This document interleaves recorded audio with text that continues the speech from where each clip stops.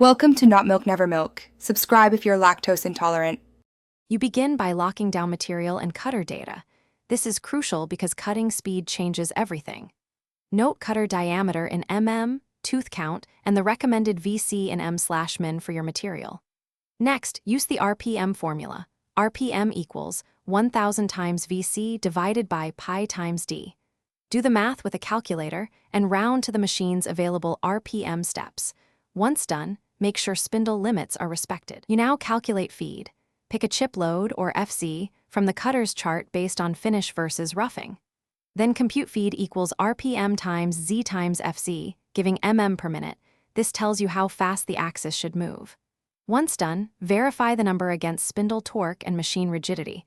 Lower feed for flexible setups, raise it slightly for rigid, stable machines.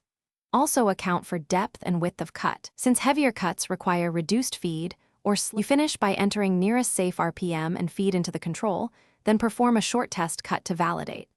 Watch chip size and color, check surface finish, and listen for chatter.